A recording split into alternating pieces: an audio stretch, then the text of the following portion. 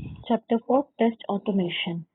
Now we saw what is the test automation and what is the need for the test automation.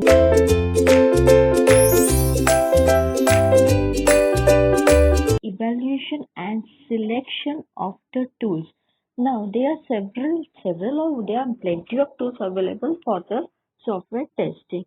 So what are those criteria? What are the selection criteria? The evaluation means and selection, that means the selection and the cost while choosing those tools.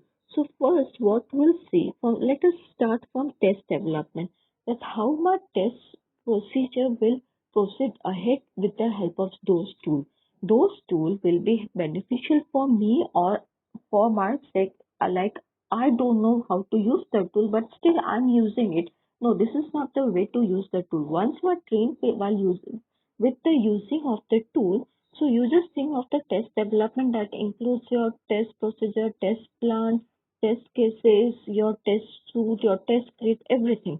Then next you have a test maintenance like the patch. The patch has to build up or a build.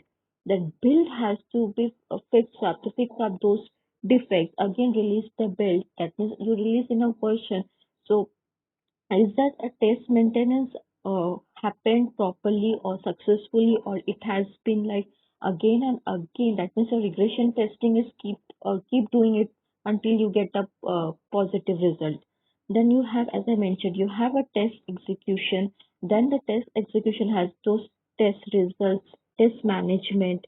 So how this entire thing is related. My text execution will have those test procedure, test cases, then test result. After the execution of the test, the results have to be stored. The test management, the entire procedure, people, resource, cost, deadlines, this all has to be managed. Then you have a GUI testing capability. I built up a web testing. Suppose I will done. Not I'm talking about the agile. Since you have studied you will study your web test testing. So in your web, the GUI you built up or any software product you are doing it and you are doing it in a VB. Suppose we're implementing in a VB, a Visual Basic Programming Language, and you built up those GUI. So your tool should have this GUI testing feature so that it could test whether that is built according to the user or it is a little beyond the user capability.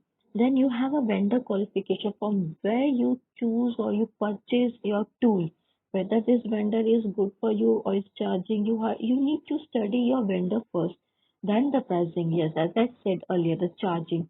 What is the price once you paid for your tool? Of course, you will not go and just what we do is differently.